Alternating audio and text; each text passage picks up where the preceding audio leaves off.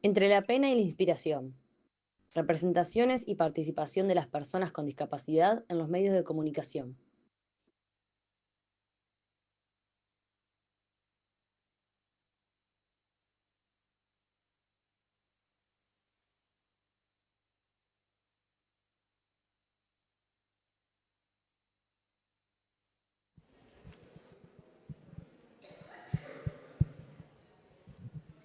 Hola, bueno, buenas tardes.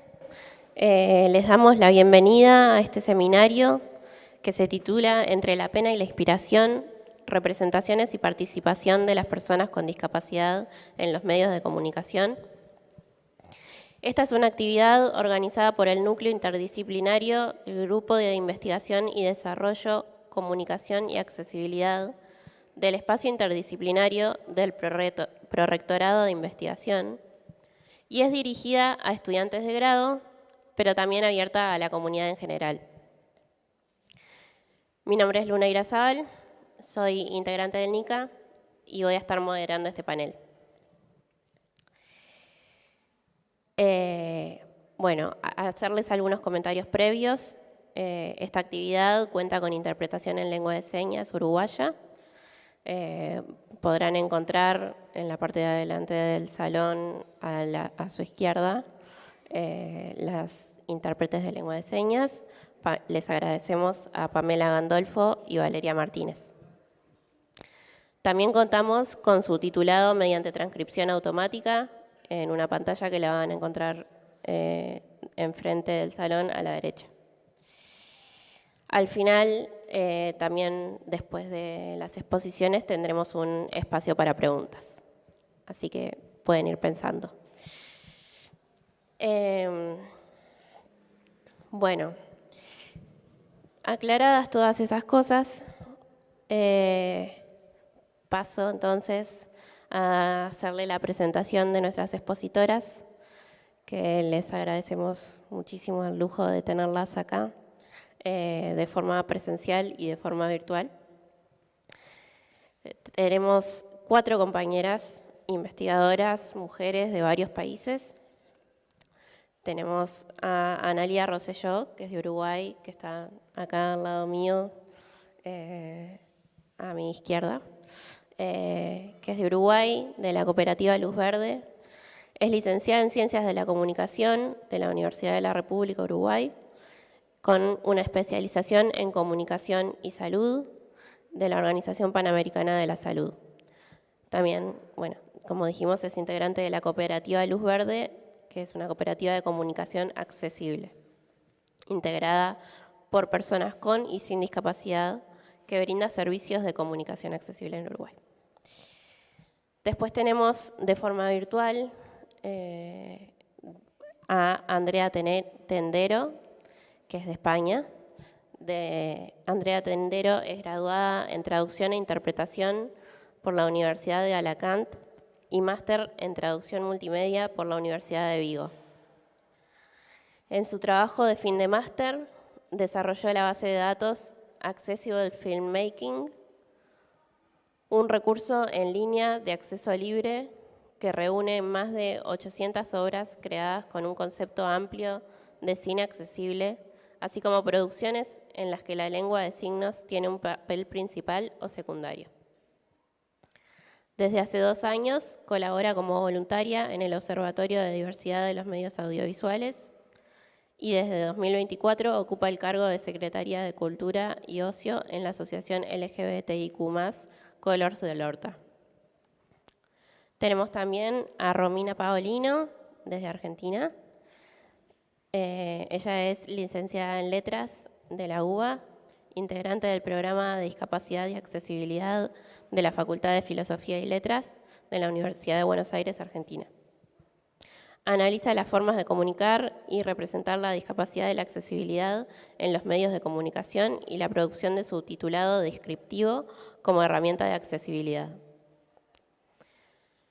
Y también tenemos desde Argentina a Paula Castelo, que es licenciada en Ciencias de la Comunicación, docente en licenciatura en Ciencias de la Comunicación de la Universidad de Buenos Aires y en la licenciatura en Producción y Gestión Audiovisual de la Universidad de José Carlos Paz.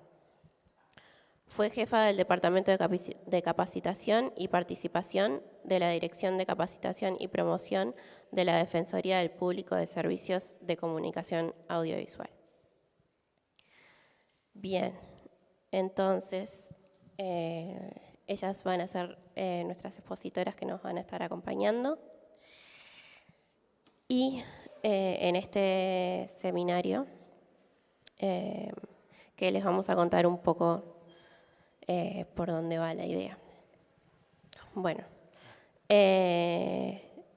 las representaciones de la discapacidad en la prensa, el cine y la televisión se construyen a partir de enfoques, perspectivas y narrativas que a menudo reproducen estereotipos, en ocasiones porque las voces que dan forma a las historias, a las imágenes retratadas y a los retratos construidos distorsionan la experiencia de la discapacidad.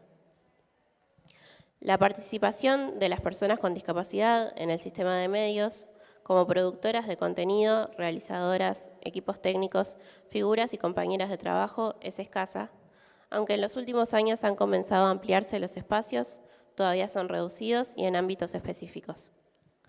La accesibilidad comunicacional, entonces, no se limita al acceso de los contenidos en términos técnicos, sino que implica cuestionar qué se dice y cómo se dice. Un discurso respetuoso desde el enfoque de derechos humanos, realista y diverso en los medios, puede abrir espacios para la participación y el reconocimiento social.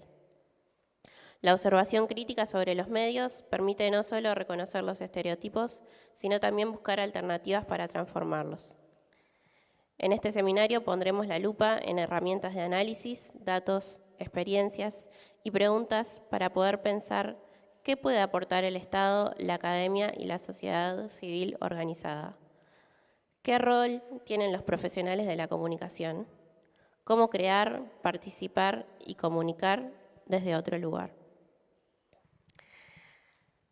Bueno, vamos a hacer un cambio de intérpretes y pasamos a la primera pregunta.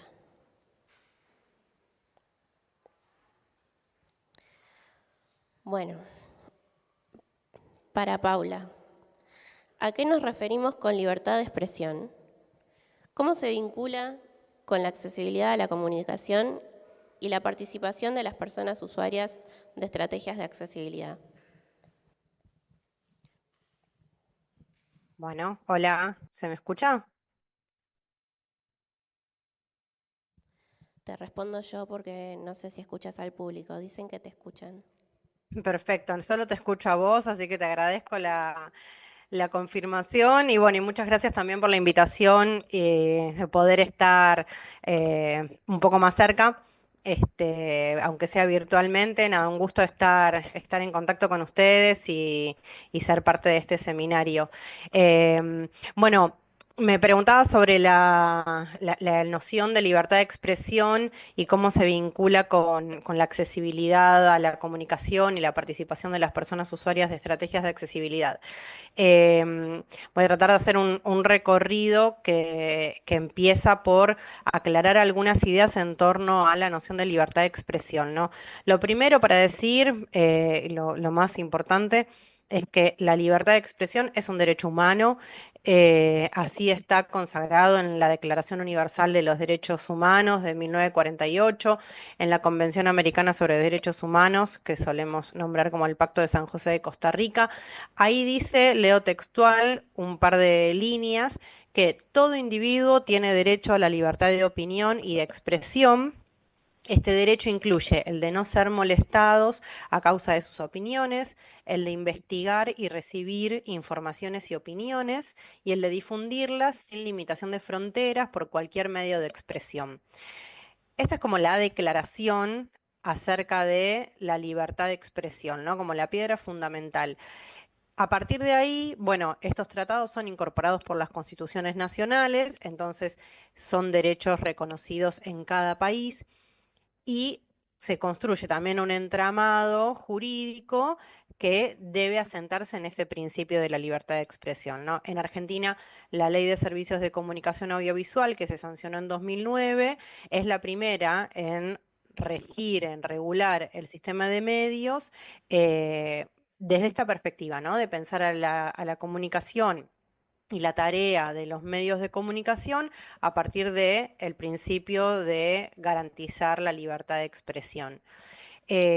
Como leía antes, ¿no? El derecho a la libertad de expresión implica que todas las personas podamos decir lo que pensamos, que nuestras opiniones puedan hacerse escuchar por cualquier medio, nuestras opiniones, informaciones y demás, y también que recibamos esa información. Entonces, se dice que la libertad de expresión es un derecho de dos dimensiones. Por una parte, tiene una dimensión individual, que es la que asegura la posibilidad de utilizar cualquier medio para difundir nuestros pensamientos, nuestras ideas, las informaciones que producimos.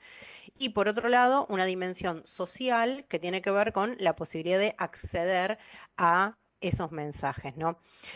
Y esto es así porque la libertad de expresión no es solamente la idea de intercambiar información, sino que tenemos que pensarla de una forma más compleja, como un medio para el intercambio de ideas e informaciones, pero también como un medio para enriquecer el debate en una sociedad, para enriquecer los intercambios de ideas, de opiniones, de perspectivas en una sociedad. Hace algunos años, algunas décadas más bien, se empezó a instalar la noción de derecho a la comunicación, que pretende ser un concepto más amplio que el de libertad de expresión. No tiene reconocimiento jurídico autónomo, la noción de derecho a la comunicación, pero se empieza a utilizar como una forma de intentar comprender la comunicación en toda su complejidad, ¿no? Entonces, ya no se trata solamente de la transmisión de información entre dos extremos, ¿no? En un proceso lineal entre productores y emisores o productores y emisores y destinatarios o receptores, sino de un proceso social en el que los ciudadanos, las ciudadanas, podemos asumir ambos roles, el de emisores y el de receptores, incluso simultáneamente, y que no se agota en sí mismo, sino que es parte de una trama social que excede al proceso de comunicación. Otro asunto importante para tener en cuenta, para incorporar al hablar de libertad de expresión, es algo que ustedes mencionaban también entre uno de los objetivos de este seminario, que es pensar cuál es el rol del Estado, ¿no? Y existe también como una amplia biblioteca que desde distintas perspectivas se refieren a este asunto. Em, Algunos dicen que la tarea del Estado es abstenerse de censurar, o sea, evitar que haya trabas para la emisión de determinados mensajes. Pero la perspectiva en la que nos situamos es más pretenciosa que eso. No se trata solamente con la abstención de censura por parte del Estado, sino que se requieren también medidas efectivas de regulación y de promoción para resguardar el ejercicio más amplio posible de la libertad de expresión a toda la sociedad, ¿no? Em, y ahí, bueno, nos vamos a a la parte de la pregunta que tiene que ver con la accesibilidad comunicacional, porque en esta línea que venimos diciendo de pensar que la libertad de expresión es un derecho humano, que no se trata solo del intercambio de ideas o solamente del intercambio de información, sino de la posibilidad de participar del debate público y que el Estado tiene un rol fundamental en garantizar el ejercicio de ese derecho, bueno, queda claro entonces que la accesibilidad comunicacional es un requisito para el ejercicio de la libertad de expresión para todas las personas, ¿no? En la Convención sobre los Derechos de las Personas con Discapacidad dice que los estados adoptarán todas las medidas pertinentes para que las personas con discapacidad puedan ejercer el derecho a la libertad de expresión y opinión. Entre ellas, entre estas medidas, están facilitar a las personas con discapacidad información dirigida al público en general de manera oportuna y sin costo adicional, en formatos accesibles y con las tecnologías adecuadas a los diferentes tipos de discapacidad. Otra de las tareas es alentar a los medios de comunicación, incluidos los que suministran información a través de Internet, a que hagan que sus servicios sean accesibles para las personas con discapacidad. Entonces, esta convención, que tanto Argentina como Uruguay han ratificado, buscan garantizar que todas las personas, independientemente de su condición, tengan acceso a la información de manera igualitaria y sin discriminación. En Argentina, la Ley de Servicios de Comunicación Audiovisual tiene un artículo, el artículo 66, que habla de, bueno, cómo deben los servicios de comunicación audiovisual garantizar la accesibilidad, ¿no? Que tienen que incorporar subtitulado oculto, lenguaje de señas, dice este artículo, y audiodescripción para la recepción por personas con discapacidades sensoriales, adultos mayores y otras personas que puedan tener dificultades para acceder a los contenidos. Estoy leyendo textual esa parte de la Ley de Servicios de Comunicación Audiovisual de Argentina, ¿no? Em, Sumo un aspecto más que me parece importante para completar la respuesta.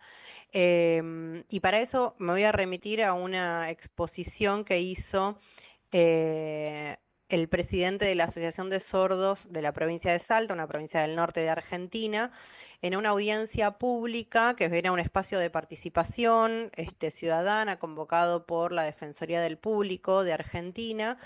En 2013, hace un montón de tiempo, en las primeras audiencias públicas que convocó la Defensoría, participó Marcos Gullo, era presidente de la Asociación de Sordos de Salta en ese momento. Les voy a leer una partecita de su presentación porque me parece muy importante para rescatar algunas ideas. Ahí dice, Marcos Gullo dijo: me encanta mirar el canal Encuentro y me parece que hay un montón de cosas nuevas y lindas de las que se puede aprender. Pienso que los chicos podrían aprender viéndolo, porque en realidad los chicos no suelen ver las noticias. Aclaro entre paréntesis, Canal Encuentro es un canal educativo de Argentina, ¿no? Me parece importante que haya intérpretes tanto en las noticias como en Canal Encuentro, como en distintos espacios, para que todos puedan aprender. Eso es un derecho de todos. Otro ejemplo, las películas argentinas, como la historia de Manuel Belgrano, donde hay un actor muy famoso, dice, a mí me encanta la historia argentina, pero tengo que estar todo el tiempo diciéndole a mi mamá, ¿qué dice la película? La verdad que no quiero vivir más esa situación. Los oyentes al escuchar aprenden mucho. Se desarrolla el conocimiento a medida que vemos televisión. Las personas sordas no tenemos esa posibilidad, nos perdemos de aprender un montón de cosas y estamos muy atrasados a nivel educativo. Cierro con esto lo que dice Marcos Gullo. Es muy importante el acceso a la educación, a los saberes, al conocimiento a través de este medio, porque si no accedemos a la comunicación no podemos desarrollarnos. No solo tiene que ver con la educación, sino también con la democracia. Bueno, hasta ahí lo que decía Marcos Gullo, que a mí me gusta compartir esta perspectiva porque habla de accesibilidad, habla de democracia, habla de derechos y me parece que nos permite también pensar a la comunicación, como decía antes, no solo como el intercambio de información, sino también como un ámbito en el cual hacemos valer lo que pensamos acerca de las cosas, ¿no? Solemos decir que la comunicación es una dimensión de la cultura, que es la dimensión de la producción de sentidos, ¿no? Por ejemplo, qué es ser mujer, o qué es ser feliz, o qué es ser una persona con discapacidad, o qué es la escuela, o qué es la política, ¿no? Entonces, en nuestros distintos actos comunicativos aportamos a construir ideas sobre todo esto. Y ahí también aportamos a la construcción de nuestra propia identidad, de nuestra propia subjetividad, construimos nuestra identidad en ese intercambio comunicativo y aportamos también a enriquecer el intercambio de ideas en la sociedad. Entonces, la libertad de expresión y la accesibilidad son derechos y son requisitos para que en definitiva es condición para la democracia. Bueno, voy hasta ahí para no sacarle tiempo a mis compañeras y en todo caso después seguimos intercambiando, si les parece. Muchas gracias, Paula. Bueno, y entonces dentro de esto de poder expresar nuestras ideas e intercambiar sobre nuestras ideas, le preguntamos a Analía, después de pensar bueno, en el rol del Estado, el rol de los medios de comunicación, ¿cuál sería el rol de las organizaciones sociales de las personas con discapacidad respecto a la promoción de la participación y la representación de la discapacidad? Bueno, Muchas gracias. Quiero agradecer al NICA por la invitación a participar del seminario. También a Luna, a las expositoras, a la Facultad de Comunicación, de Información, que nos abrió sus puertas hoy, y sobre todo a todos los participantes, que es impresionante, pero es para eventos así, de los que trabajamos hace mucho tiempo en accesibilidad y en temas de discapacidad, que es como comenzamos a trabajar, que haya una actividad en la que reúna tantas personas, la verdad que es una alegría inmensa que estén todos hoy acá, todas y todos. Y bueno, y antes de la pregunta que me hacía Luna sobre el rol de las organizaciones sociales en la representación de la discapacidad, quería simplemente decir que quería hablar un poquito de la cooperativa Luz Verde, brevemente, porque me parece importante también destacar. Yo soy integrante de esta cooperativa que inició su trabajo en el 2007,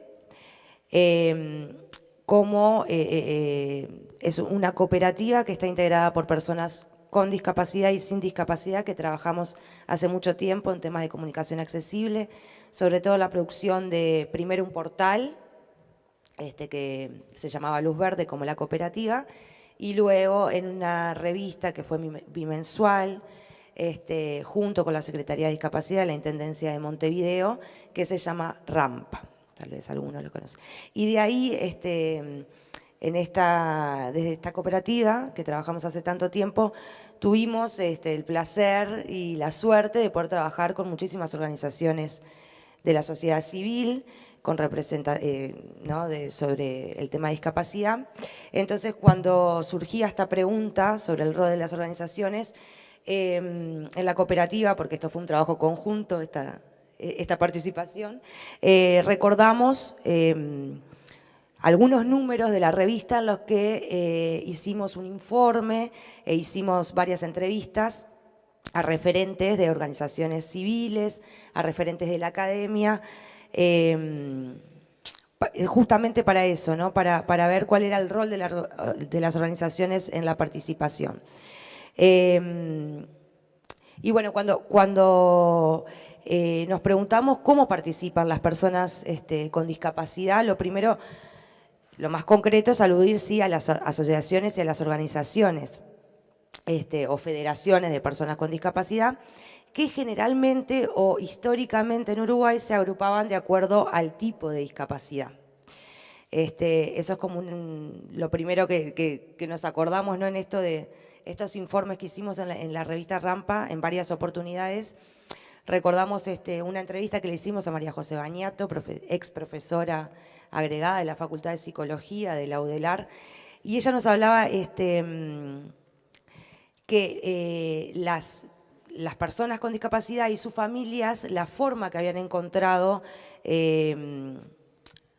para poder participar era la creación de grupos o asociaciones de diversa índole, para poder garantizar los derechos perdón, que individualmente no los podían garantizar, ¿no? Básicamente, y que al comienzo, ella nos explicaba también, recordamos una de esas entrevistas, que era importante que al comienzo, más que garantizar derechos, no se trataba tanto de garantizar derechos, sino de poder garantizar prestaciones. Muchas de las primeras organizaciones sociales trataban eran vinculadas a servicios, ¿verdad? Entonces, las organizaciones sociales, como hablábamos, visibilizan las problemáticas, por supuesto, de los colectivos. Hablábamos de esto, ¿no? Que muchas veces tienen que ver con cada discapacidad, y también son un vínculo muy importante entre la ciudadanía y el Estado, ¿verdad? Para poder garantizar la participación en la toma de decisiones que tengan que ver con su vida y su comunidad, por supuesto. Y algo importante, acá en Uruguay por lo menos, porque tenemos expositoras de otros lugares, entonces está bueno, es esto de la diversidad y las organizaciones sociales. En cuanto a su constitución, en cuanto a sus prestaciones, ya les digo, hay muchas que sobre todo al comienzo eran prestadoras de servicios, pero a su vez en su constitución muchas organizaciones sociales tienen en sus directivas a personas con discapacidad o están integradas por personas con discapacidad, y muchas que no, que son de familiares de personas con discapacidad. Y eso a lo largo del tiempo ha ido evolucionando, y hoy en día yo creo que la Constitución es mucho más de personas con discapacidad que se han apropiado también de esos espacios de las organizaciones. También recuerdo que en el informe y de todas las entrevistas que surgieron hablaban de la percepción de los distintos colectivos que fuimos entrevistando, era de que con esto de que se agrupaban en general por tipo de discapacidad, las organizaciones funcionaban de forma muy independiente unas de otras, y con el correr del tiempo, y por suerte, eso ha ido evolucionando, y hoy en día creo que con la frase también de nada de nosotros sin nosotros, ¿no? Ha permeado también eso, y entonces ahora las personas con discapacidad participan de forma más transversal con grupos que incluyen temáticas más extensas que la propia de su discapacidad, en áreas, eso, como inclusión social, derechos humanos, de género. Y yo creo que hoy en día hay varios espacios de intercambio, de participación entre las organizaciones, que eso históricamente creo que no pasaba, básicamente. Y yo creo que los colectivos se han ido empoderando con el correr de los años y han abierto camino a distintos ámbitos de participación institucional y político, y a nivel político, ¿verdad?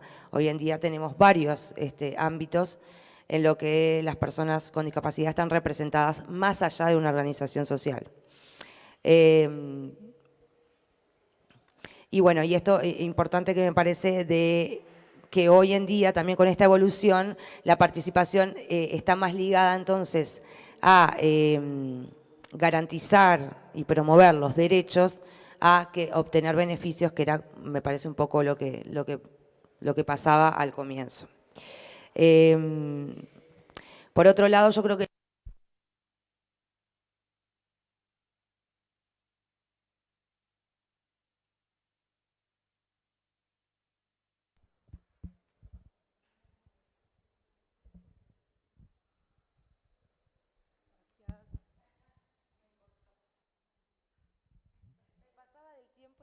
Hola. Hola, hola. Ahí va. Y bueno, otra cosa importante en las organizaciones sociales es, tienen la potestad de ejercer el contralor de las acciones gubernamentales para detectar necesidades no atendidas. Son fundamentales en ese contralor que hay que hacer al gobierno y al Estado. Básicamente, en esto del rol, nosotros desde Rampa trabajamos muchos años, o sea, desde la cooperativa con las organizaciones de personas con discapacidad, ya les digo, tiene toda esta diversidad, toda esta variedad, tienen sus propias demandas, necesidades, y por suerte se ha logrado aunar muchos esfuerzos, conquistar espacios que antes no estaban. Por supuesto que falta mucho, y creo que se está por el camino correcto de enfocarse en la eliminación de barreras, en la garantía de los derechos, en la persona con discapacidad como sujeto de derecho, y eso hace que la lucha de las organizaciones sociales vaya hacia ese lugar y sea cada vez más abarcativa, ¿no? un poco por ese lado. No te pasaste para nada. Con interrupción del micrófono y todo. Increíble. Bien, súper interesante esto que traes, Analía, de la historia de las organizaciones sociales de personas con discapacidad. Me parece como re interesante esto de pensar que en sus orígenes era todo más separado. ¿No se escucha?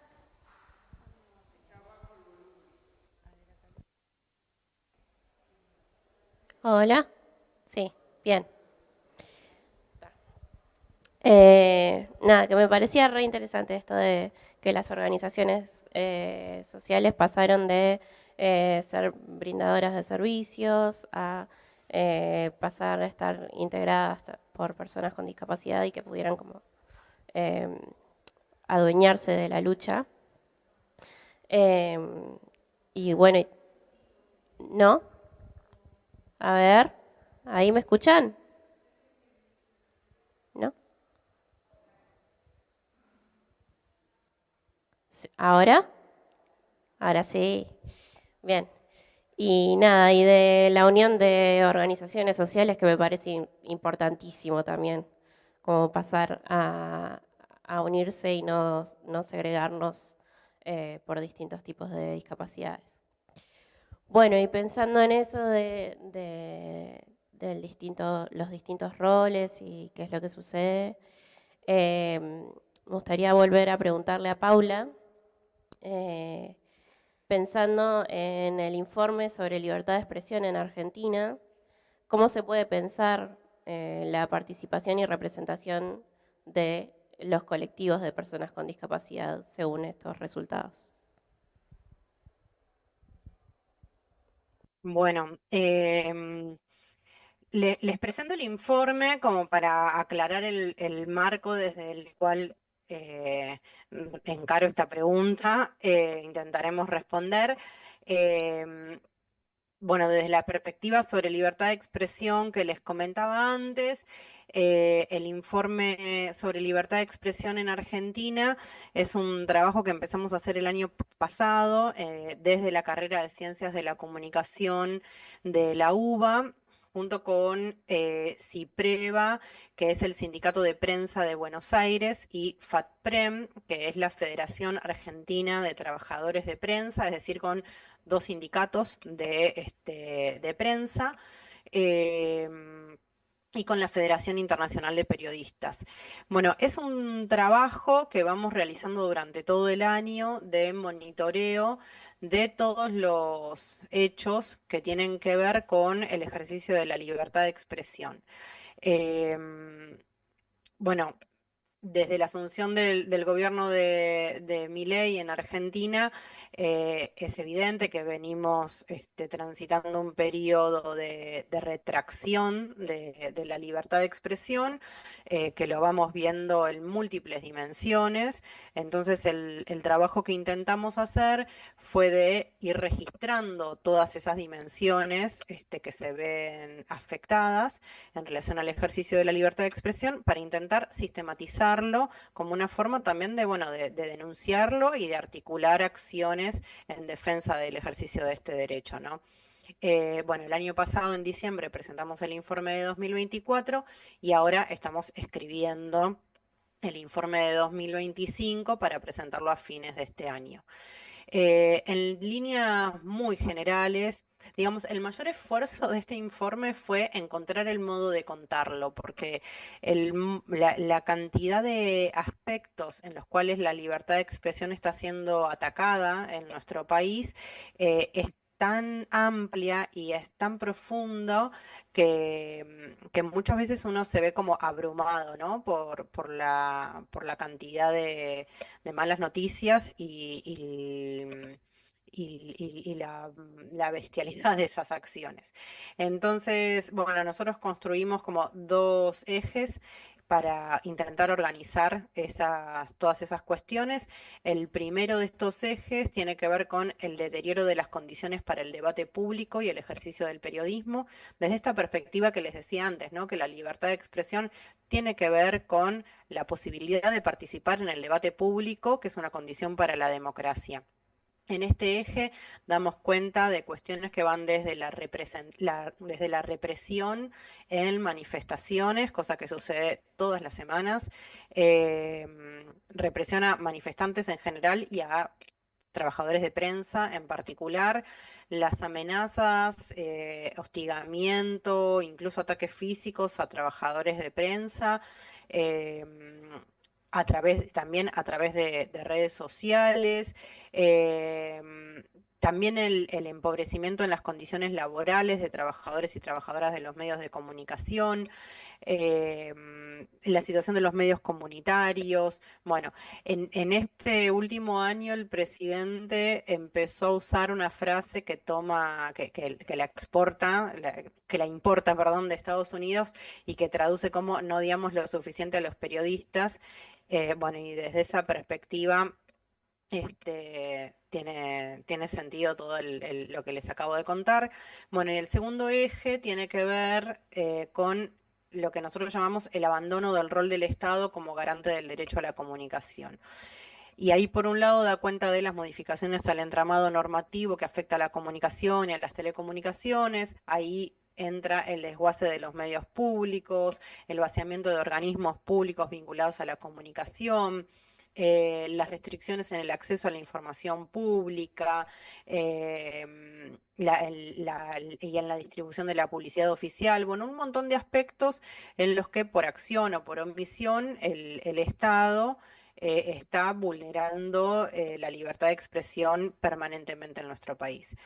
En este año, además, hubo una serie de situaciones que se vienen dando y que no aparecen en el monitoreo del año pasado, pero van a aparecer en el informe de este año, que son situaciones que afectan especialmente a las personas con discapacidad. Hay cuestiones que son de otra índole, que no tienen que ver directamente con la libertad de expresión, pero que las incorporamos porque sí lo afectan la libertad de expresión en algún sentido, ¿no? Acá me parece que también es interesante ver lo que manifestaba, lo que contaba recién Analía, acerca también de, bueno, la visibilidad en la escena pública de las personas con discapacidad y las organizaciones de personas con discapacidad. Porque, bueno, el primer aspecto son tres puntos que les quiero compartir que tienen que ver con la situación de las personas con discapacidad en nuestro país. Y no me meto con todo el asunto representaciones, porque después lo va a trabajar Romina, pero me parece que está bueno pensar también estos puntos que les voy a tratar de sintetizar ahora como, como también un marco desde el cual se construyen esas representaciones mediáticas, ¿no? Bueno, el primer punto es el vaciamiento de las políticas de discapacidad y el de financiamiento de estas políticas, ¿no? Ahí hay que decir que, bueno, el gobierno vetó la ley de emergencia en discapacidad, después las dos cámaras rechazaron el veto, por lo cual el Ejecutivo se vio obligado a promulgar la ley, pero suspendió la aplicación hasta que el Congreso determine el origen de los fondos para financiar esas medidas, cosas que por supuesto no le corresponde hacer al Congreso establecer el origen de esos fondos, ¿no?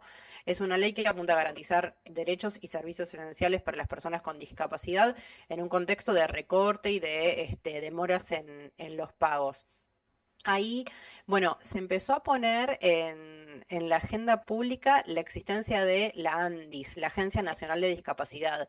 Es un ente del Estado que existe hace muchísimo tiempo, pero que la mayoría de las personas no la conocían y en este último tiempo apareció en la agenda pública, ¿no? Por un lado, por estos reclamos en relación a la aplicación de la ley de emergencia en discapacidad y por otro asunto que les voy a comentar después.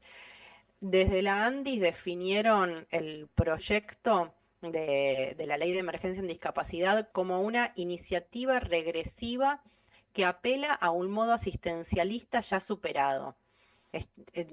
Algunos textuales les voy a decir como para ir viendo cuál es la perspectiva desde el Estado Nacional, desde el gobierno, desde este gobierno en relación a la discapacidad, ¿no? Ese es un punto. Y lo otro que destaco eh, es que las organizaciones que representan a personas con discapacidad vienen denunciando estos recortes en las pensiones y en los servicios desde el año pasado y se constituyeron como un actor social muy activo. En la denuncia con movilizaciones, declaraciones públicas y demás, incluso la semana pasada también que intentaron ingresar a la ANDIS y fueron reprimidos. Las personas con discapacidad son reprimidas en las manifestaciones igual que igual que los jubilados, igual que los docentes, igual que las mujeres, igual que cualquier otro grupo social. Es, creo, el único modo en el que se expresa la igualdad, no en términos de derechos, sino de ser reprimidos en manifestaciones. Bueno, este era el primer punto que les quería comentar, el de financiamiento y vaciamiento de las políticas de discapacidad. El segundo tiene que ver con la perspectiva sobre la discapacidad en que se sustenta este recorte en las prestaciones. Y acá se dio concretamente una situación que también apareció en la agenda pública, que fueron ataques contra un chico con autismo por parte del propio presidente, ¿no? Un par de frases que dijo el director de la ANDIS en relación a las prestaciones para las personas con discapacidad. Dijo, ¿por qué yo tengo que pagar el peaje y vos no? Hablándole a la familia de un chico de 12 años con autismo. Dice, y si vos tenés un hijo con discapacidad, es problema de la familia, no del Estado.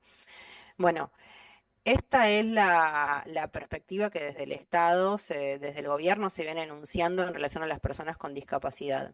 En junio de este año, el presidente Milei retuiteó desde su cuenta en X un mensaje que habla de este chico, Ian Moche, que es un chico con autismo que tiene 12 años, que tiene visibilidad pública como defensor, digamos, en términos de difusión y de defensa de los derechos de las personas con discapacidad. Bueno, retuiteó un mensaje en X que dice que este chico, Ian, está del lado del mal, y afirmaba que la familia era ultra kirchnerista, que estaba siendo usado para operar en contra del gobierno. Bueno, el mensaje este se viralizó y provocó una ola muy tremenda de hostigamiento contra este chico. Ahí empezó un debate judicial, básicamente para determinar si esto había sido una expresión individual de Javier Milei o institucional, al ser publicada en una cuenta verificada del presidente, ¿no? Ahí hay desde la defensa de la familia Moche un planteo que se sustenta por un lado en el interés superior del niño, es algo que está establecido en la Convención sobre los Derechos del Niño, y por otro lado en la obligación reforzada del Estado de garantizar la dignidad de las personas con discapacidad, que es algo que está establecido en la Convención de los Derechos de las Personas con Discapacidad, ¿no? Em, Todavía el presidente se niega a eliminar ese tuit. De hecho, la justicia hasta acá interpretó que el tuit amplificado por el presidente no estaba dirigido al niño, sino al periodismo, lo cual, bueno, habilita este tipo de hostigamiento y persecución, ¿no? Y el tercer punto, que es por el que la Andy se ha hecho tristemente popular en este último tiempo, tiene que ver con las denuncias por sobreprecios y coimas en la ANDIS, la Agencia Nacional de Discapacidad, porque se difundieron unos audios del titular de la ANDIS, Diego Españolo, donde queda expuesta una trama de corrupción en la compra de medicamentos a por lo menos una droguería. Es un tema que está en investigación, pero es por lo que en este año hablamos de la ANDIS, ¿no? Y esto tiene que ver con la libertad de expresión porque a partir de una medida cautelar solicitada por la secretaria general de la presidencia y hermana del presidente, la justicia había prohibido la difusión de los audios vinculados a esta causa, lo cual constituye un caso de censura en Argentina como no se veía desde hace muchas décadas. Em, lo que deja a la vista todas estas cuestiones es básicamente la intención de dejar la salud en manos del sector privado Y en todo caso, en definitiva, de lo que habla también es del corrimiento del Estado en su rol de garante de derechos, lo decíamos en relación al ejercicio de la libertad de expresión y vale también para el acceso de las personas con discapacidad a las prestaciones que el Estado debe garantizarle, ¿no? Da cuenta en definitiva de que es un momento de regresividad en el ejercicio de derechos en todo sentido, que afecta a las personas con discapacidad y, como digo, con medidas que tienen que ver con la salud, pero que también involucran al derecho a la libertad de expresión y que me parece tiene alcance también en otras dimensiones que van a desarrollar otras compañeras, pero que este marco sirve también para situar el análisis sobre representaciones y la mirada acerca de la discapacidad que se está lamentablemente instalando en este país. Muchas gracias, Paula. La verdad que importantísimo pensar en este rol de las universidades y de las organizaciones en general, en qué hacemos cuando el Estado deja de ser un Estado garante de derechos y en vez de eso empezamos a encontrar recortes de todo tipo, represión y ataques hacia individuos, incluso individuos menores de edad. Importantísimos los datos recolectados y bueno, y pensar que las cosas que se van haciendo en respuesta, ¿no?, a todo este recorte de derechos. Bueno, antes de pasar a nuestra siguiente expositora, hacemos un cambio de intérpretes.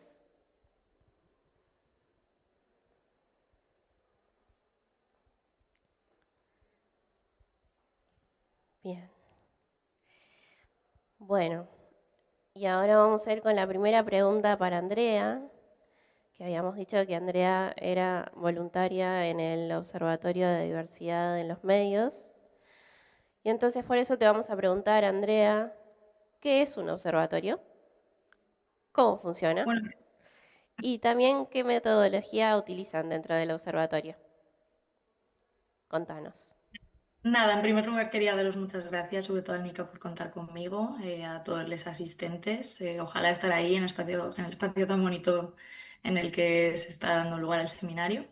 Y bueno, voy a intentar no perder tiempo para darle Andrea, espacio. danos un segundito, Sí, no te preocupes. porque se escucha muy bajito. Vale, si me acerco un poco más, mejor. No, creo que lo ajustamos desde acá. A ver ahora. Vale. Hola.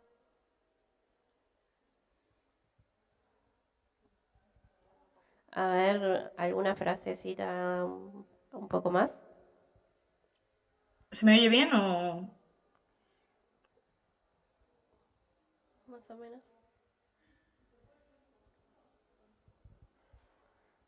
Estamos viendo.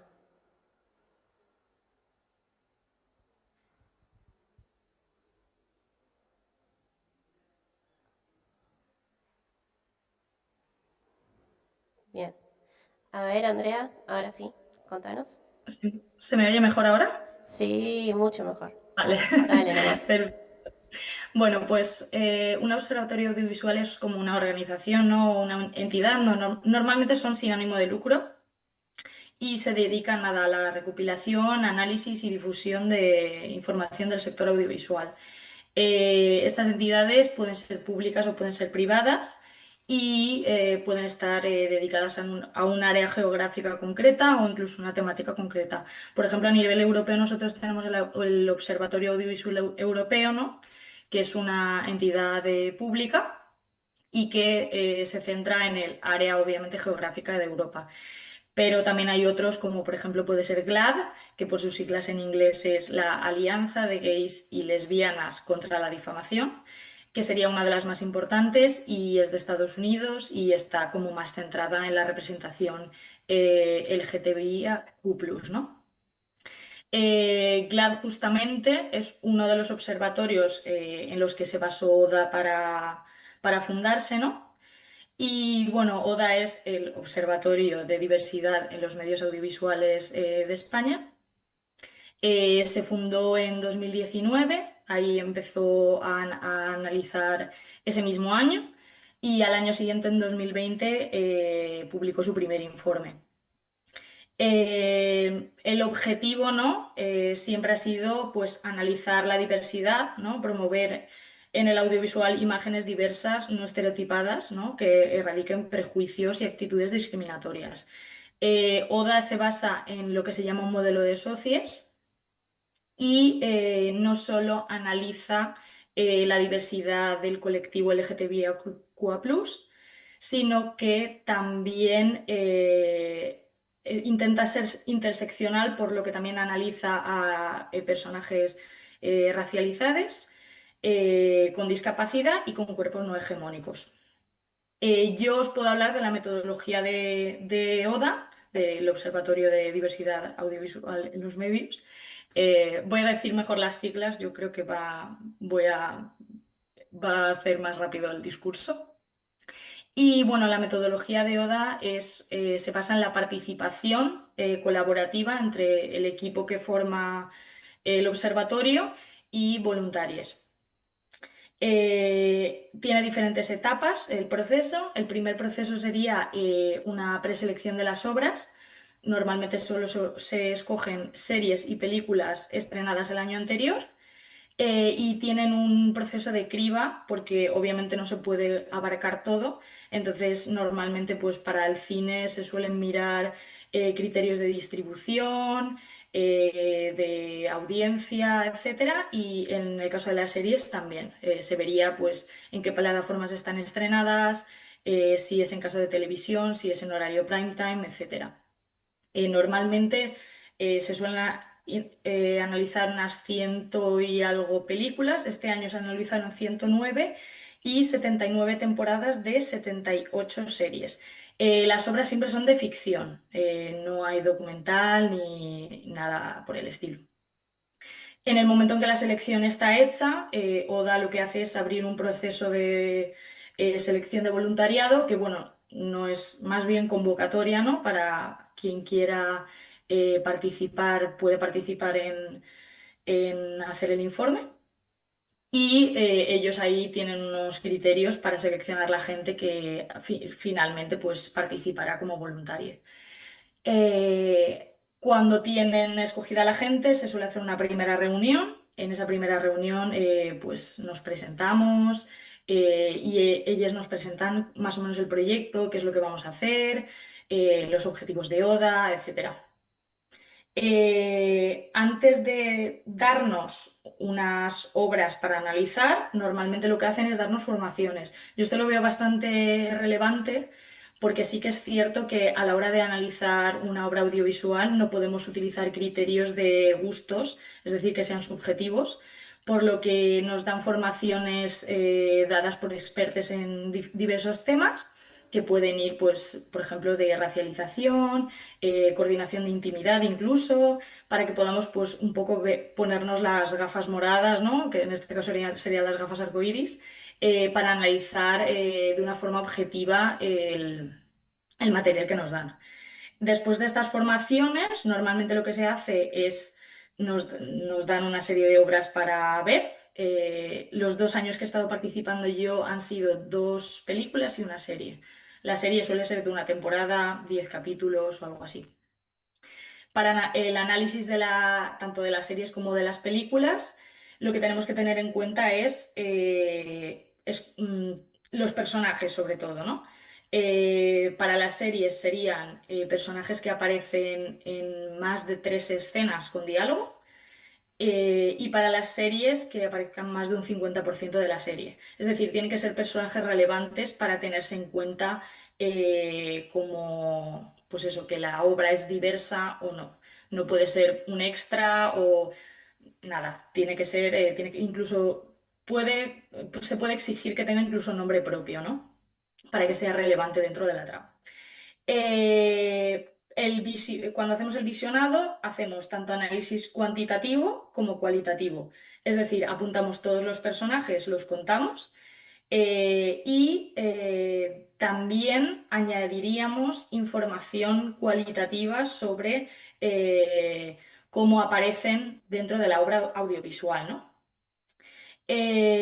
Para esto, Oda nos facilita unas hojas por si queremos rellenarlas mientras estamos viendo la serie o las películas, pero todos esos datos se vuelcan en una web que han creado ellos, en la que por pestañas vamos viendo la información que tenemos que rellenar. Por ejemplo, va información muy básica como puede ser la edad del personaje, la identidad de género, si tiene un cuerpo no hegemónico, si tiene discapacidad, su orientación sexual, etcétera. Y también existe un apartado para el análisis cualitativo que sería, por ejemplo, datos relevantes que veamos del personaje. Si aparece un personaje con discapacidad y se le infantiliza, eso habría que añadirlo dentro de nuestro informe. Yo, por ejemplo, me acuerdo hace 2 años que aparecía un personaje bisexual, una mujer, y se le sexualizaba mucho más que otros personajes. Todo ese tipo de información hay que añadirlo porque será interesante para después hacer el informe cualitativo, ¿no? Además, todas las obras que cuenten con un personaje LGTBIQA+, tienen una serie de preguntas también cualitativas, tanto series como películas. Cuando están todos esos datos rellenos, normalmente nos dan una fecha para hacerlo.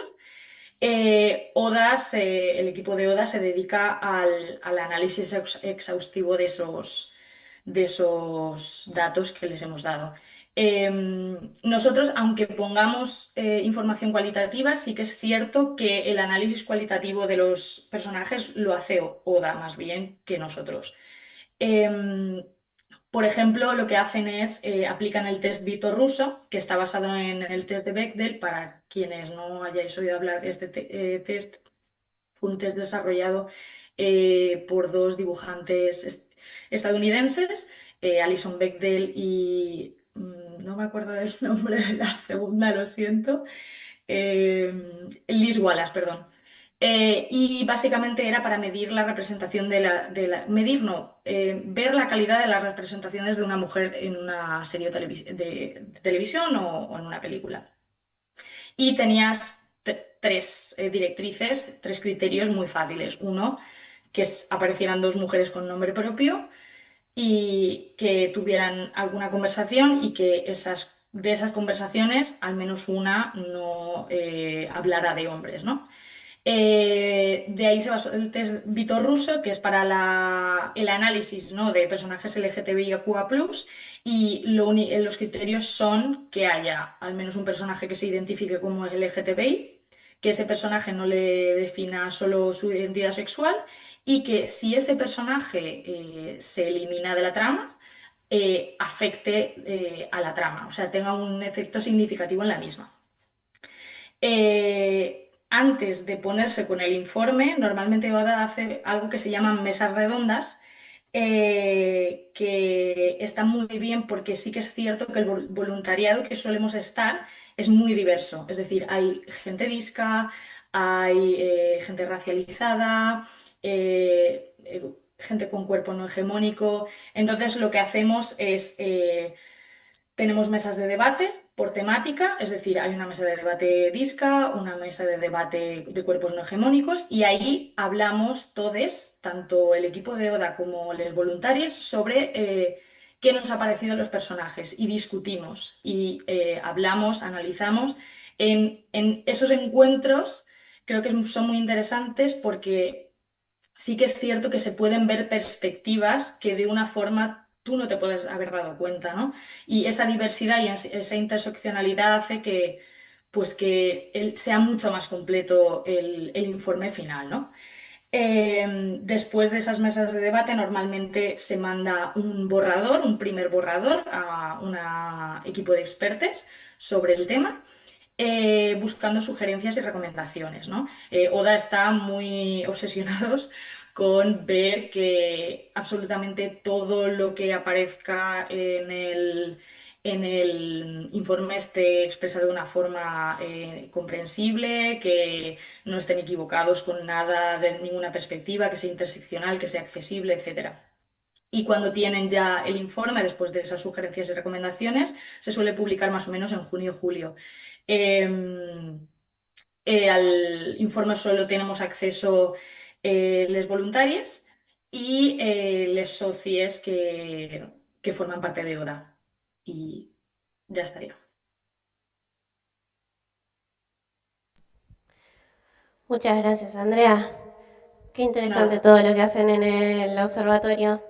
Y qué bueno saber que hay lugares que están como analizando las películas desde más profundidad, que de repente algunos tests que aplicamos a veces en el común de los días entre las organizaciones, y saber que están haciendo investigaciones profundas, está buenísimo. Bueno, vamos a pasar entonces con la primera pregunta para Romina. Desde tus investigaciones sobre la representación y la participación de personas con discapacidad, queríamos preguntarte cómo podemos analizar las representaciones mediáticas de la discapacidad y qué variables y operaciones de construcción de sentido se ponen en juego en la difusión mediática de estas representaciones. Buenas tardes a todos y a todas, ¿se escucha bien? ¿Qué opina el público? ¿Se escucha? Acaban de decir no se entiende nada. Vamos a tratar de subir un poquito más el volumen. A ver el micro, si con el micro va mejor. A ver. A ver, ahí se escucha mejor. Sí, un poquito, ¿no? ¿Mejora? Sí, mejora. A ver si yo subo. A ver si yo sumo. A ver, buenas tardes. Sí, te escuchamos, Romina. ¿Me escuchan? Bueno, primero que nada agradecer a Nika, a todo el equipo, no solamente por la invitación, sino por poner en agenda académica y social la temática de discapacidad y accesibilidad. Y bueno, y yendo a la pregunta que me hacías, Luna, lo primero que tenemos que tener presente es que las representaciones son construcciones y no un retrato ni un espejo imparcial de las experiencias y las maneras de vivir la discapacidad. En el ámbito de los medios de comunicación hay, digamos, toda una serie de operaciones y de formas de disponer los elementos que se utilizan para comunicar que contribuyen a configurar y difundir sentidos específicos sobre la temática. Si, por ejemplo, nos centramos en un medio televisivo, que van a ver que de ahí voy a tomar los ejemplos, tendríamos que identificar y analizar una serie de variables. Cómo se muestra a las personas con discapacidad, qué tipos de planos se utilizan, cómo las abordan los periodistas, si las personas con discapacidad toman la palabra o si en cambio son habladas por otros, qué música se pone de fondo, qué maneras de nombrar se utilizan, entre otras variables relevantes que podríamos considerar. Todos estos elementos y cómo los ponga en convivencia, hacen a la construcción y al refuerzo de sentidos sociales sobre la discapacidad. Voy a ilustrar esto que digo con un caso mediático, que es la cobertura televisiva de un robo en la vía pública a una persona adulta que iba caminando junto a otra persona adulta con discapacidad. Esto es un ejemplo tomado de una señal de noticias de Argentina llamada Crónica TV. Es un caso del año 2019. Les pido si podemos mostrar la imagen número 1, como para que tengan de referencia en la descripción o en el análisis de los elementos que vamos a hacer. Podremos ver la imagen 1.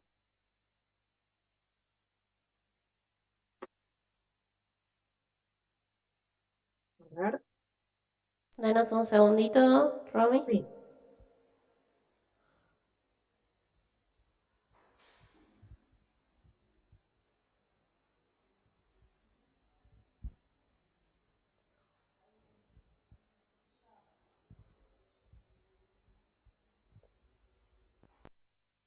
Si no, si hay problema, la describo y apelamos a la imaginación de la audiencia, de los presentes.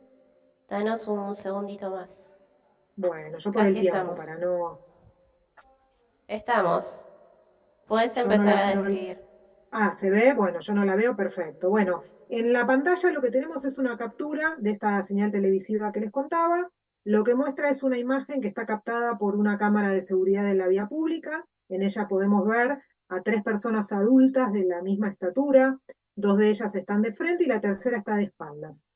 En la parte superior derecha de la imagen pueden ver el logo del canal Crónica TV en vivo, con el horario de emisión, los datos de temperatura, y en la parte inferior de la pantalla es el título con el cual se presenta esta noticia, que es Violento robo a enfermero que cuidaba a chico discapacitado, y tiene un sobretítulo que es El pibe terminó llorando, ¿sí? Si quieren la podemos sacar y cada uno se queda con esta imagen en pantalla, para hacer referencia. Si nos preguntamos qué representación de la discapacidad nos comunica este recorte, lo que podríamos decir es que los elementos visuales, lingüísticos y narrativos que se eligieron y se ponen en convivencia contribuyen a difundir a la audiencia una significación asistencialista y paternalista de la discapacidad. Fíjense que se habla del enfermero que cuidaba a la persona con discapacidad y después resultó que no era un enfermero, sino que era un terapista con quien estaba acompañándola, estaban caminando por la vía pública. También se refieren a la persona con discapacidad como chico, como pibe, ¿sí? Vemos acá una operación de infantilización, ¿sí? Aunque la imagen nos mostraba a tres personas adultas de la misma estatura, ¿no? Y a la vez reforzando esta idea de asistencia y de cuidado que nos da la referencia al enfermero, ¿no?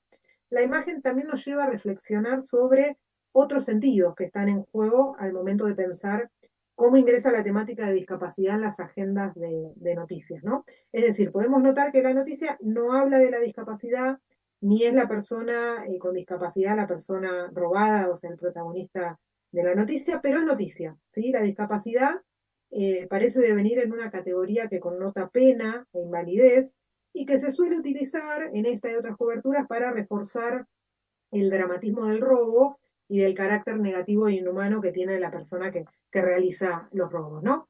También nos podemos encontrar, o sea, esta es como una manera de representar muy emblemática que la vemos en muchas coberturas, pero también esto convive con ejemplos en los que se eligen para comunicar, hay representaciones con significaciones ambiguas, ¿no? Hay representaciones en las que conviven la reproducción y el refuerzo de estereotipos y de estigmas sobre la discapacidad, como por ejemplo las personas con discapacidad referenciadas como sujetos de necesidad y asistencia, si el caso anterior, pero esto también convive con representaciones de las personas con discapacidad desde su potencia como sujetos de derechos, ¿no? Hay coberturas que tienen este matiz donde conviven ambas cuestiones, ¿no?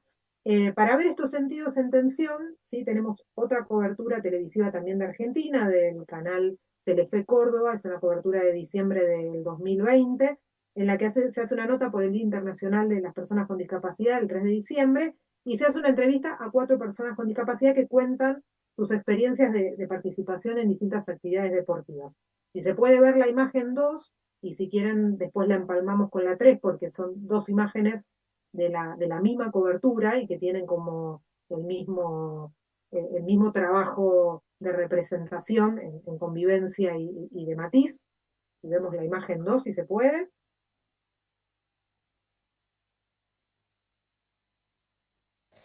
Estamos tratando de poner la imagen, pero además se dejaron de ver los subtítulos. Entonces estamos tratando Bueno, de arreglar las dos cosas. perfecto. Si no la describo, no hay problema. Sí. Te describo yo mientras te hago una descripción visual de la sala. Tenemos un montón de gente acá escuchándote. Nos encantaría estar a quienes estamos virtual ahí. Ay, sí.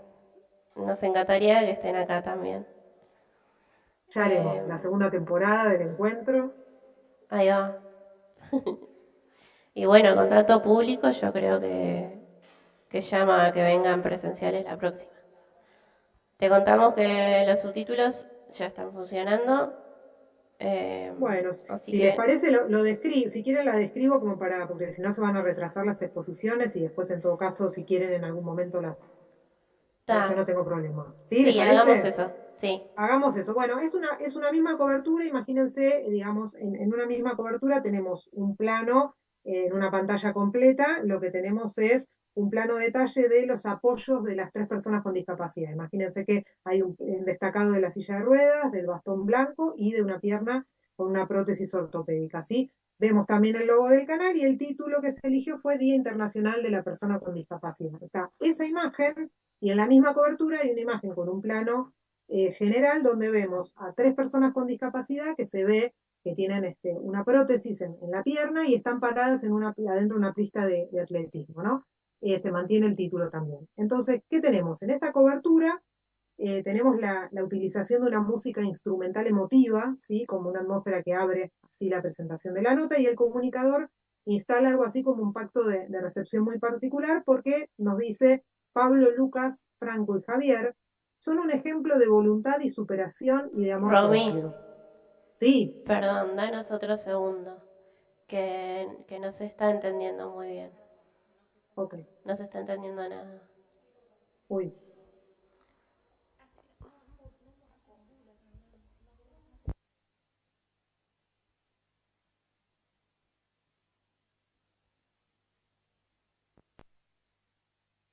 Tenemos como un poco de acople. Es eso lo que nos está pasando. y eso interfiere en el subtitulado.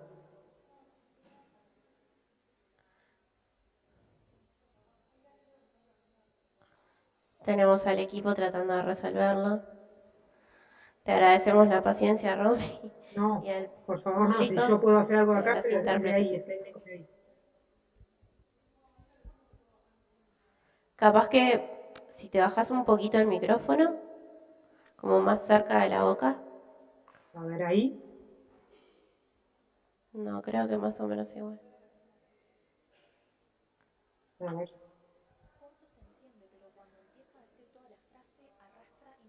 Pongo al máximo los volúmenes. Está. Vamos a hacer así. Te vamos a pedir si podrías hablar un poquito más lento. Perfecto, ¿Está? bárbaro. Muchas gracias, Romy. Entonces, pasamos la descripción, no la reitero, ¿sí? Lo que tenemos entonces es un periodista que va a hacer va a hacer una presentación de la nota con el siguiente pacto, ¿no? Pablo, Lucas, Franco y Javier son un ejemplo de voluntad y superación y de amor propio. Tienen alguna discapacidad que lejos de dejarlos al margen de la vida social, buscaron fuerzas de superación para integrarse y continuar sin límites. Estas cuatro historias de vida son un ejemplo. Entonces, tenemos esta presentación. Por otro lado, este relato del periodista va a estar acompañado por una alternancia de las personas con discapacidad como hablantes, en primera persona, de sus experiencias, y desde el plano de la imagen conviven planos detalle de los apoyos de estas personas, lo que les comentaba, la silla de ruedas, el bastón blanco, las prótesis, ¿sí? Con planos generales que muestran a cada persona practicando un deporte distinto junto a otras personas, ¿sí? Y a la vez tenemos el uso de paneos que primero van a destacar el apoyo de la persona y por último la cara, ¿no? Entonces, en esta nota lo que podemos notar es la construcción de una representación positiva de las personas con discapacidad que son incorporadas, mostradas desde su propia voz, ejerciendo su derecho a la comunicación y dando cuenta de cómo participan en actividades deportivas también en ejercicio de su derecho. Sin embargo, esta representación de las personas con discapacidad como sujetos de derecho se matiza con toda esta serie de recursos que veíamos, ¿no? La narrativa del periodista y el pacto de recepción que propone esta emotividad, los planos detalles de los apoyos que actualizan el estereotipo de la discapacidad como historia de autosuperación, de voluntad y de sacrificio. Incluso en esta nota hay una parte que dicen todo está en la mente de uno, ¿sí? Y esta manera de comunicar parece recortar las historias como ejemplos de superación de barreras individuales y no se hace foco en comunicar las barreras sociales. No se hace foco en la necesidad de trabajar no con la mente de cada uno, como si las problemáticas fueran individuales, sino con la transformación de las estructuras sociales y culturales que obstaculizan el ejercicio de los derechos, ¿sí? Entonces, ¿qué muestro? ¿Cómo elijo mostrarlo? Configura un modo de significar la experiencia de la discapacidad. Pero también tenemos otros constructores de significación que son quizás no tan explícitos, pero que son igualmente significantes, como es el caso de la relación entre las agendas de noticias y la presencia o ausencia de las temáticas de discapacidad. Voy a hacer referencia a un trabajo riguroso y pionero que se hizo en Argentina, que lamentablemente por las políticas de ajuste y destrucción del Estado que está implementando el gobierno de Javier Milei, como contaba antes Paula, están poniendo en riesgo también la continuidad de estos trabajos, ¿sí? Les hago una breve contextualización. En Argentina existe un organismo nacional, que es la Defensoría del Público de Servicios de Comunicación Audiovisual, que nace con la ley 26.522 de Servicios de Comunicación Audiovisual y que tiene la función de promover y defender el derecho a la comunicación de las audiencias de radio y de televisión, ¿sí? El organismo actualmente está sin una autoridad nombrada y tuvo una intervención que destruyó la estructura interna del organismo, la planta de trabajadores, ¿sí? Y en este organismo, desde el año 2012, se llevaron adelante monitoreos de noticias sobre los programas informativos de los 5 canales de televisión abierta de la ciudad autónoma de Buenos Aires, ¿sí? Relevando todas las noticias que se emitieron con una metodología creada, ¿sí? Específicamente para este análisis, que permitía relevar datos cuantitativos y cualitativos para poder responder qué es noticia para los noticieros de televisión abierta, ¿no? Y en lo que respecta a discapacidad, por tomar un ejemplo de los últimos trabajos completos que se pudieron hacer, en el monitoreo global del año 2023 se monitorearon 15.870 noticias, y de ese universo apenas el 0,4%, que corresponde a 59 noticias, estuvieron vinculadas a discapacidad, ¿sí? Si a su vez uno a esto pregunta, bueno, ¿y estas 59 noticias cómo se presentaron? El dato también que sale es que estuvieron vinculadas a la comunicación de casos policiales en los que estuvieron afectadas personas con discapacidad de manera directa o indirecta, como el caso que yo les nombraba anteriormente, ¿sí? Noticias de ese estilo o también noticias vinculadas a políticas públicas, ¿sí? Entonces ahí tenemos como otro dato interesante. Ustedes, si quieren, pueden en la página de la Defensoría del Público acceder a los últimos trabajos publicados, pero lo interesante es que, aunque este sea un pequeño recorte de lo que sucede en los noticieros de Argentina, los datos lo que nos permiten identificar es que la discapacidad tiene una presencia marginal dentro de las agendas informativas televisivas, y esta marginalidad y casi nula relevancia también es significante en términos de representación de la discapacidad. Está casi fuera de agenda de lo que es relevante comunicar y con qué posible cruce de ejes, ¿no? Tales como discapacidad y trabajo, discapacidad y cultura, discapacidad y educación, entre otros posibles. Y bueno, hasta acá les dejo la palabra a quien sigue. Gracias, Romy. Y gracias nuevamente por la paciencia en los cortes mientras solucionábamos asuntos técnicos. Y bueno, vamos a pasar a hacerte una segunda pregunta a vos. Te pedimos que por favor mantengas como el hablar lento, porque nos pasa que cuando hablas como una oración larga, ahí empezamos como a perdernos cosas. Entonces, la segunda pregunta sería... antes de hacer una segunda pregunta, vamos a hacer un cambio de intérpretes.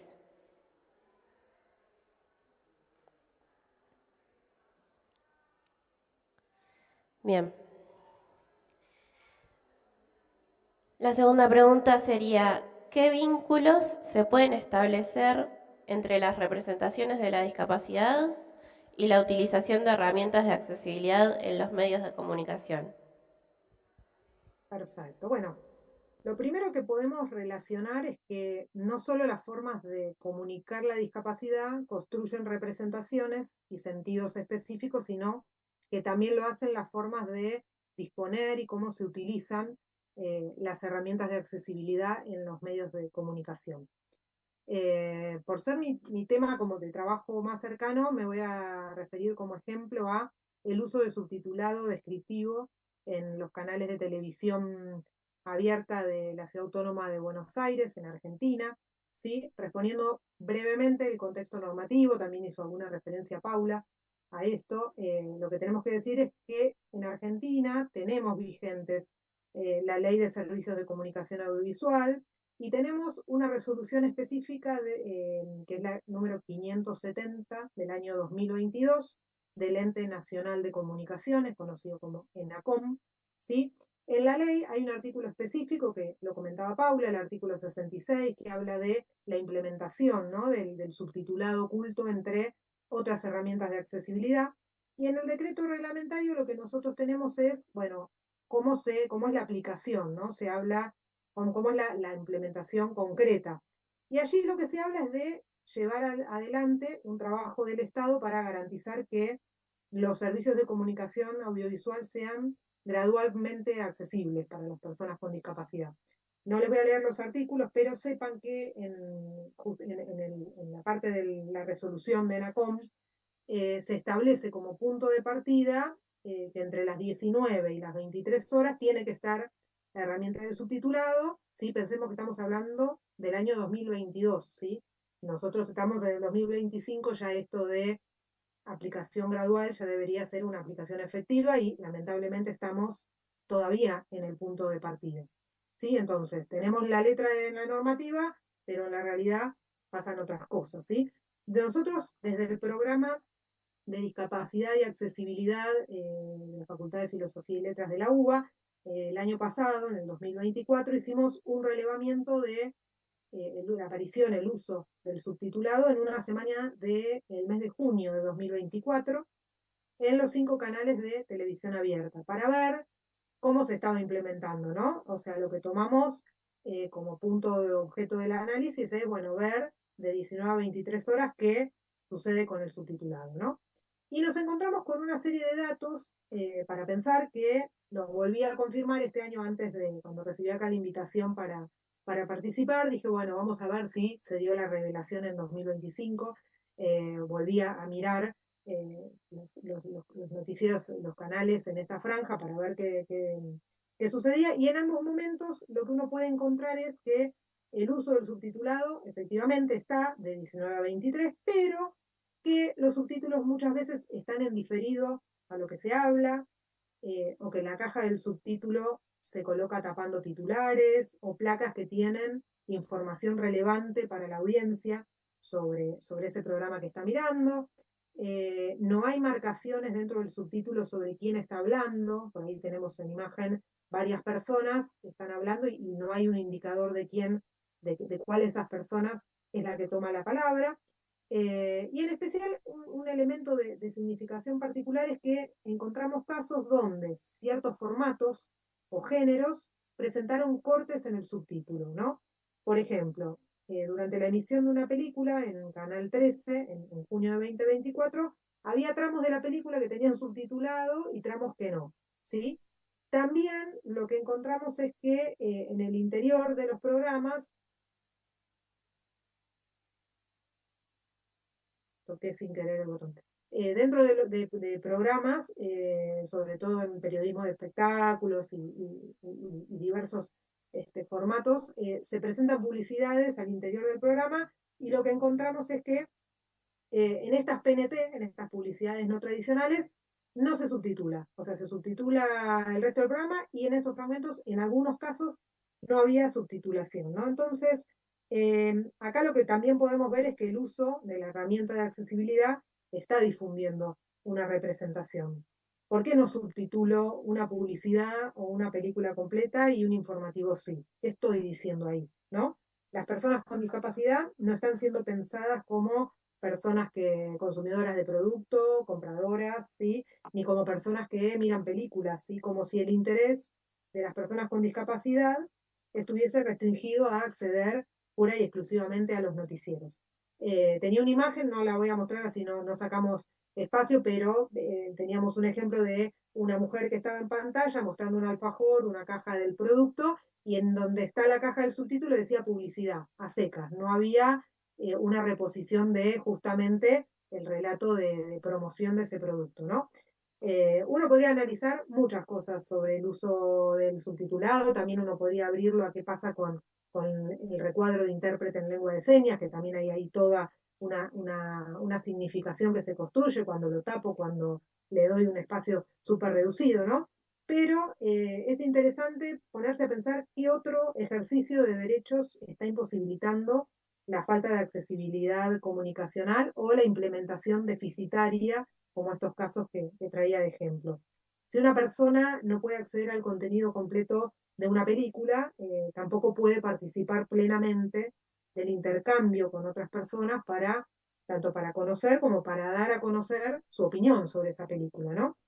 Y bueno, todo lo analizado hasta acá nos lleva a reflexionar que más allá de que existan leyes y normativas que defienden y promueven el modelo social de la discapacidad y la implementación de la accesibilidad, también en el ámbito de la comunicación, es necesaria la acción social continua para deconstruir y reconstruir las representaciones de la discapacidad que sean acordes con el paradigma de derechos y con su pleno ejercicio. Muchas gracias. Muchas gracias, Romy. Vamos a necesitar un minutito para acomodar los subtítulos. Pero le vamos pidiendo a Andrea que vaya prendiendo su cámara.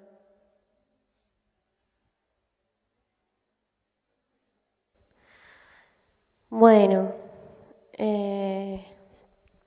vamos entonces con una segunda pregunta para Andrea. Vos estás investigando las propuestas alternativas en accesibilidad a los medios y especialmente la participación de personas con discapacidad en los procesos creativos. ¿Cómo surge esa investigación y qué repercusiones te parece que tienen en los contenidos? Bueno, el inicio de mi investigación empezó en 2022, durante el último año de mi máster en traducción multimedia en la Universidad de Vigo. Tenía que hacer un trabajo final y como tutor escogí a Pablo Romero. Él fue el que me propuso hacer una base de datos con ejemplos de obras creadas con un concepto amplio de lo que se llama accessible filmmaking o cine accesible, ¿no? El cine accesible, a mí me gusta mucho la definición de Fastioli, que dice que es una forma de hacer y pensar el cine, ¿no? Que no solo propone recomendaciones e invita a la experimentación con la accesibilidad audiovisual, sino que también pues analiza la accesibilidad y la cuestiona. Esta forma de trabajo tiene como principal objetivo, en lugar de que la accesibilidad y la traducción estén en los últimos procesos de producción de una película, ¿no? O de una obra audiovisual, que se empiece a trabajar en ella desde preproducción, ¿no? Ahora mismo normalmente el subtitulado o la audiodescripción se suele trabajar en distribución, como mucho en postproducción, pues habría una integración, ¿no? De ese trabajo dentro de las primeras etapas de producción de una obra audiovisual, ¿no? Esto hace que sean parte del proceso de creación fílmica, ¿no? Y evitaría pues, muchos problemas que justamente Romina acaba de mencionar, ¿no? Pues que un subtítulo tape información, ¿no? Que el tiempo para una audiodescripción sea demasiado corto para explicar algo que aparece en pantalla, etcétera, ¿no?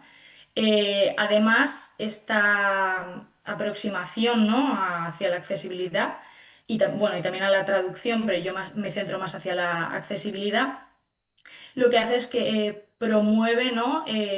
Otras formas de trabajo, como por ejemplo la integración de la accesibilidad dentro de la obra, es decir, que sea inseparable el subtitulado y la audiodescripción de la obra en sí, o trabajar con la accesibilidad de una forma creativa.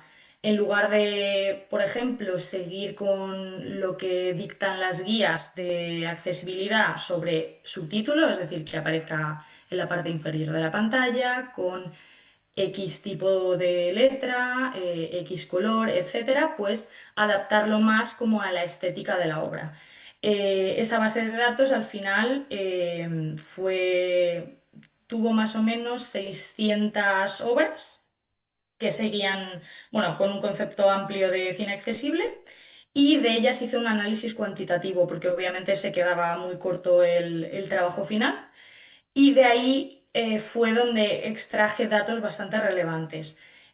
No solo sobre, por ejemplo, de dónde procedían la mayoría de las obras, en este caso fue Reino Unido, sino de las modalidades de traducción o accesibilidad más comunes, y lo que para mí sería como el dato más relevante de la investigación, que fue que de las 600 obras, 305 utilizaban aproximaciones alternativas, ¿no? O creativas. Pues de esas 305, 112 participaban personas con discapacidad. Este resultado pues lo vi muy interesante porque podría significar que los artistas que habían participado en estas obras no solo tenían algo en contra o preferían otras alternativas a las guías, ¿no? Y quise investigar más sobre ello. Ahora mismo estoy con mi tesis doctoral, que justamente mi director es Pablo Romero, junto a Ana Tamayo. Y lo que estoy haciendo es un análisis cualitativo, haciendo entrevistas a esos artistas para preguntarles por qué escogieron esas aproximaciones alternativas, ¿no? Ahora mismo, en cuanto a la base de datos, esta está publicada, ¿no? De forma, la puede acceder quien quiera. La base de datos que está publicada no es exactamente la que hice yo para mi trabajo final, sino que es una mezcla entre la que hice yo y una que desarrolló Ana Tamayo, con ejemplos de obras audiovisuales que tienen la lengua de signos como lengua principal o lengua secundaria. Hicimos ahí una fusión y la publicamos. Además, el recurso se actualiza con bastante asiduidad. Conforme vamos encontrando nuevas obras, las vamos subiendo. Ahora mismo creo que hay como 860 más o menos. Y incluso los usuarios pueden mandarnos sugerencias para añadir. Ahora iba a poner un QR, pero bueno, os digo la URL, el link, que sería accessiblefilmmaking.com, pero los organizadores os enviarán el enlace para que podáis acceder.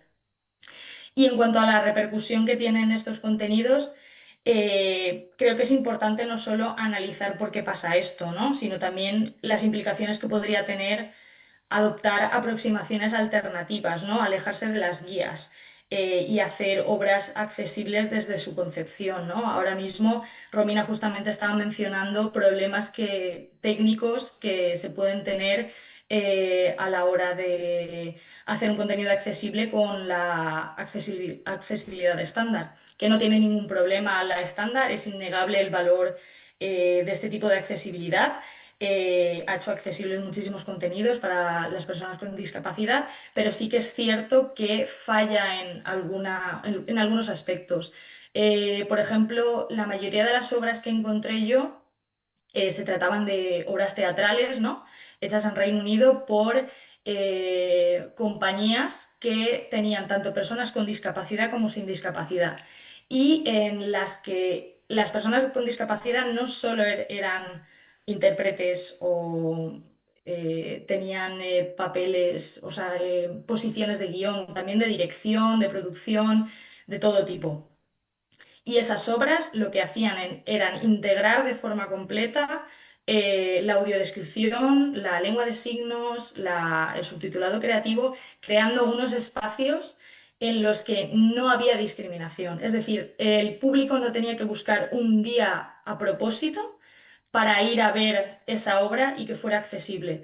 Todos los días esa obra podía asistir una persona con discapacidad e iba a serlo, porque se hacía desde no tanto pues, desde el modelo radical de discapacidad, ¿no? Que sí que intenta hacer que todo sea accesible desde el principio, que se piense desde el principio en las personas con discapacidad. Entonces creo que es muy interesante no solo eso, entender, sino ver que hay otras alternativas para hacer accesibles los contenidos. Obviamente, pues también el tema económico es bastante peliagudo en este caso, porque entendemos que el sector artístico es muy precario y muchas veces es muy difícil hacer ese tipo de obras, ¿no? Pero, por ejemplo, hay muchos cineastas como Jordan Lord, que me parece muy buen ejemplo, que integra no solo el subtitulado, ¿no? Descriptivo, sino también audiodescripciones creativas en las que él mismo es el que, de forma subjetiva, abro y cierro comillas, pues nos narra todo lo que está pasando en pantalla. Y creo que explorar ese tipo de aproximaciones puede ser muy interesante y entender por qué justamente artistas con discapacidad han sido los que han escogido esas aproximaciones.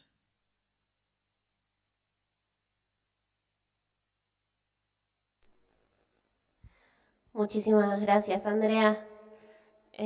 Hacemos nuevamente un cambio de intérpretes.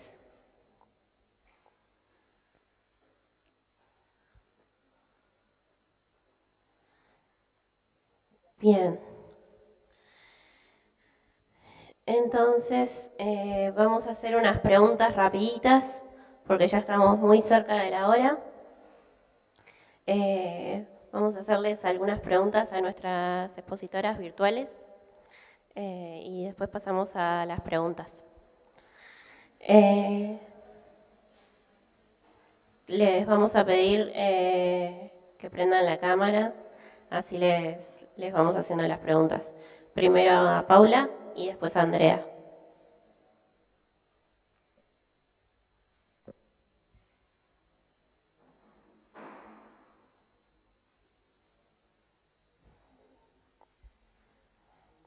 Bárbaro. Bueno, entonces son preguntas rápidas, preguntas tipo rayo, les vamos a hacer. La primera, para Paula, es ¿cuál es el rol de la academia en la formación de futuros comunicadores? Bueno, respondiendo sintéticamente, me parece que mucho de lo que se viene diciendo en este seminario, la verdad que estoy como súper interesada escuchando lo que van contando desde cada lugar. Y hay las investigaciones, el acompañamiento a las organizaciones o siendo parte también de organizaciones de la sociedad civil y demás, me parece que ahí hay una enorme construcción de saberes, de conocimiento desde una perspectiva de derecho súper comprometida, con datos, con investigación académica y muy sólida, y me parece que ese es el rol de la academia o de la universidad, no solo en términos de impartir saberes, sino de construir capacidad crítica desde una perspectiva de derechos, ¿no? En la formación de comunicadoras y comunicadores, aportar herramientas que permitan, sobre todo, complejizar la mirada sobre el mundo, ¿no? Y promover la empatía, el conocimiento de las realidades que exceden la experiencia personal, construir habilidades y aptitudes que ayuden a que se hagan escuchar otras voces que históricamente fueron marginadas o relegadas, ¿no? Y compartir colectivamente aprendizajes que sean también producto, no solamente digo pensando en las universidades, producto de las lecturas y los intercambios en esos ámbitos específicos, sino que sean también articuladas con experiencias que van por fuera de las universidades también, y reflexionar desde las tensiones y los desafíos, ¿no? Yo les contaba antes sobre el informe de libertad de expresión que hacemos desde la carrera de comunicación de la UBA y de la Facultad de Ciencias Sociales, que está pensado, y lo nombro de nuevo porque justamente tiene una finalidad que tiene que ver con documentar y describir los hechos, sistematizarlos como una forma de dejar registro de esta época, interpretarlos desde un marco teórico y conceptual de derechos, como una forma de alertar sobre las vulneraciones a la libertad de expresión y de forma articulada, no como un actor aislado, sino en articulación. Yo les nombraba a los sindicatos, pero el informe está construido en articulación con muchísimos otros actores vinculados con la comunicación desde distintos modos, ¿no? Entonces me parece que el rol de la academia, me preguntaban, tiene que ver sobre todo con construir capacidad crítica y con vincular la academia con el trabajo de otros espacios con los que compartimos la mirada y podemos hacerla más fuerte. Muchas gracias, Paula, por todo lo que nos has traído el día de hoy. Y bueno, vamos a hacerle la última pregunta a Andrea, que sería, ¿cuál es el rol de la investigación en el tema de participación y representación en los medios? A ver, yo creo que todos hemos escuchado alguna vez el típico comentario, ¿no? Ahora en todas las películas aparece una persona gay o una persona con discapacidad y viendo, no me he dado tiempo a enseñaros datos, pero desde luego NODA en cuanto a representación de personas con discapacidad nunca ha superado un 3,3%, a pesar de que en España un 10% de la población tiene discapacidad. Creo que esto es bastante revelador. Hay una infrarrepresentación, ¿no?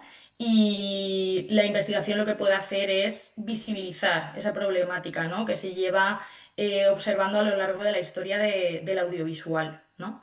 En el caso justamente de mi investigación, creo que es muy importante también tener en cuenta no solo la cantidad, ¿no? de personas con discapacidad que participan y que están representadas, ¿no? Sino también con la calidad de esas representaciones, ¿no? Al fin y al cabo vivimos en una sociedad muy capacitista y el audiovisual es un reflejo de ello. Entonces, existen muchísimas narrativas que también hay que visibilizarlas mediante la investigación y que también son importantes los análisis cualitativos, ¿no? Por ejemplo, hay muchos tropos audiovisuales. Para quien no sepa lo que es un tropo, son pues, motivos o situaciones, ¿no? Que se repiten de forma con regularidad en el audiovisual. Y uno muy común es, por ejemplo, el de Bury Your Disabled, que sería mata a tu personaje con discapacidad, ¿no? Que es que normalmente cuando aparece un personaje con discapacidad en pantalla, probablemente la persona que lo ha creado lo vaya pues, a deshacerse de él en algún momento. O, por ejemplo, que ya más relacionado también con la participación y la representación, lo que se llama en inglés creep up o creep face, que es contratar personas sin discapacidad, no discas, para interpretar papeles de personas con discapacidad. Esto justamente en los informes de ODA se repite con bastante asiduidad en los 5 informes que han sacado. Entonces, creo que todo esto es muy importante visibilizarlo por parte de la comunidad investigadora y también por parte de observatorios para pues, impulsar un cambio, ¿no? Que esas historias se puedan contar las personas con discapacidad, ¿no? Que eso no asegura, obviamente, 100% que no haya capacitismo, pero sería un paso adelante, ¿no? Hay una frase de Lisa Coll, de una autora activista LGTBI que me gusta mucho, que dice, los mitos son solo la puerta de entrada de consecuencias que son mucho más graves, ¿no? Y más estructurales, ¿no? Y yo creo que el audiovisual muchas veces se toma como muy a menores y es una visibilidad muy importante para esos colectivos.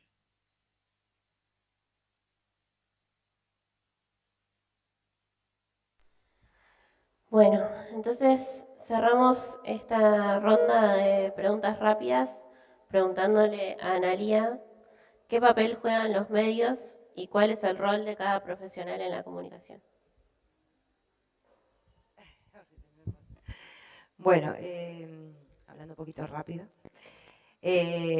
Bueno, el rol de los medios en el abordaje de la discapacidad puede ser bastante ambivalente porque por un lado puede fomentar la inclusión social de las personas con discapacidad, puede perpetuar los estereotipos y la exclusión social, cosa que ya hablaban un poco las compañeras también. Y creo que el rol de los medios de comunicación tiene varias dimensiones distintas. Por un lado está todo lo que es la cobertura mediática, que define la visibilidad del tema, de la temática, y la narrativa que se emplea. Por otro lado, también está la accesibilidad de los contenidos que el propio medio ofrece, y por otro lado también está la dimensión laboral e interna, y en esa es la que esta cooperativa a la que integro también trabaja bastante, que es que los medios de comunicación tengan las adaptaciones necesarias en los lugares de trabajo para poder incorporar a personas con discapacidad como comunicadores. Y en eso estamos lejos aún, ¿no?, de que los medios tengan en sus equipos personas con discapacidad.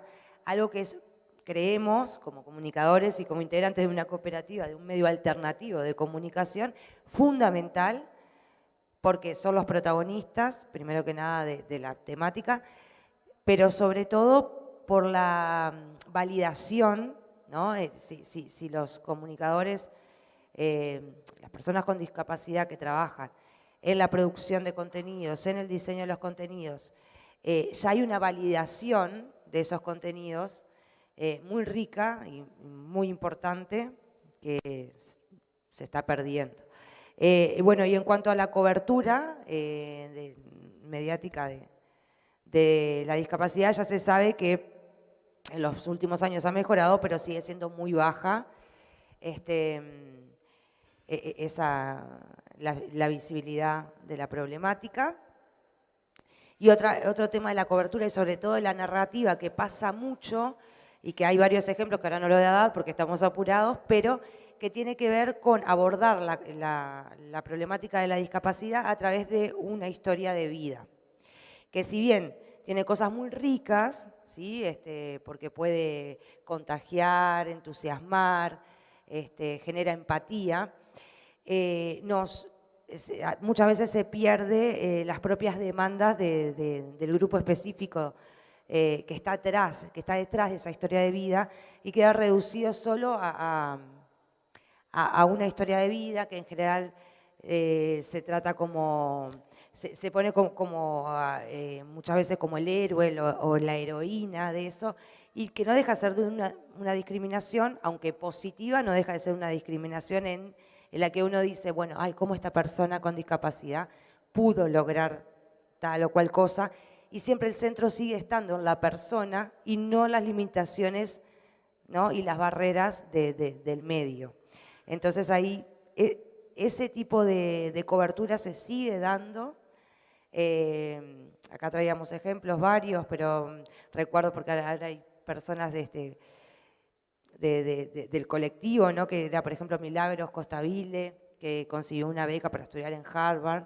Y bueno, la cobertura en distintos lugares eran entrevistas en profundidad de ella y hablaban, y nunca se puso o se buscó la cobertura también, ir un poquito más allá y ver qué pasa con las personas con discapacidad visual en Uruguay, el tema de la educación, ¿sí? Si bien era, ya les digo, tiene algo bueno y que es un buen disparador, pero a veces nos quedamos solamente con la historia de vida y no se logra visibilizar todas las demandas, las necesidades del colectivo. Bueno, básicamente un poco era eso, ¿no?, que las coberturas y la narrativa, nosotros también como en la cooperativa y como medio alternativo de comunicación siempre intentamos poner el énfasis en la dimensión editorial, el qué y el cómo, estamos contando y estamos hablando de discapacidad. Me parece que eso es algo fundamental.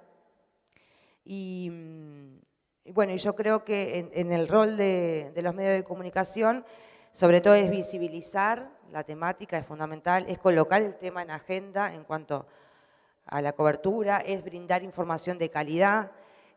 Muchas veces puede tener un rol garante de derechos, ¿sí? Los medios de comunicación, exigiendo al Estado también, poniendo los temas en agenda y exigiendo al Estado el de sus funciones también.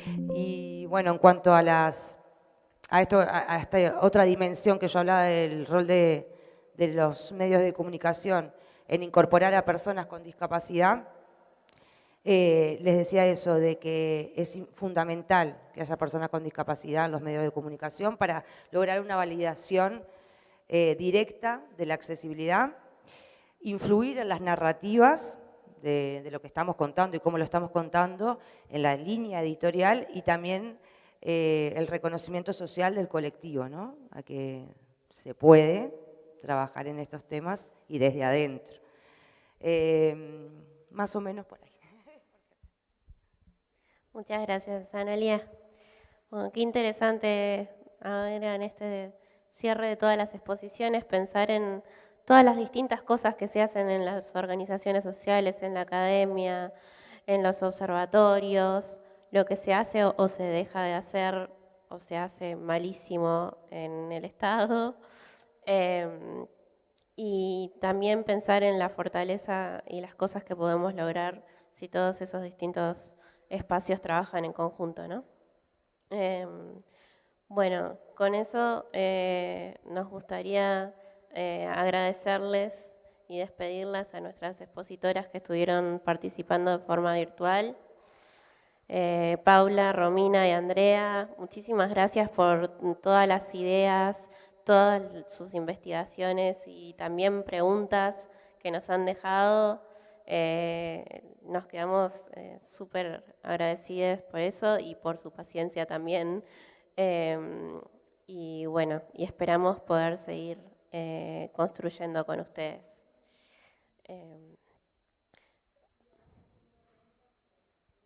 Bien, con eso cerramos las exposiciones y la participación de las compañeras de forma virtual. Vamos a cerrar entonces este seminario sobre representación y participación de personas con discapacidad. Queremos también, ya les dimos nuestro agradecimiento, pero agradecerles de nuevo a las expositoras, tanto virtuales como presencial. Le agradecemos acá a Analia Rosselló, a Andrea Tendero, a Romina Paulino y Paula Castelo. Les agradecemos también al equipo de intérpretes, que también lo estuvieron dando todo a pesar de algunas situaciones técnicas con el sonido. Muchísimas gracias, Pamela Gandolfo y Valeria Martínez. También agradecerle al equipo del NICA que estuvo metiéndole a todo este encuentro en los días y semanas anteriores y todo el día de hoy de una manera increíble.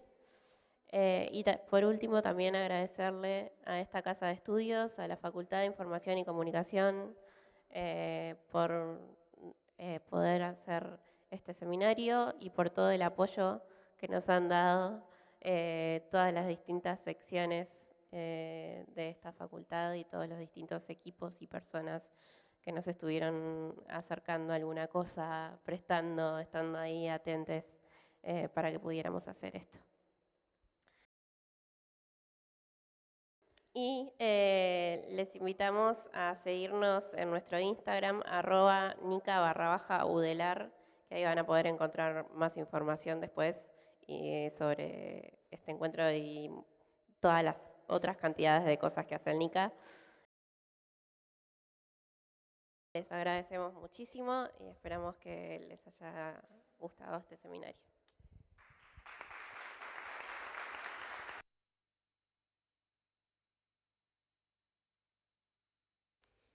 Gracias. Hasta la próxima. Seguinos en nuestras redes @nica_udelar o escanea el QR. Universidad de la República Uruguay. Prorectorado de Enseñanza. Núcleo Interdisciplinario, Comunicación y Accesibilidad.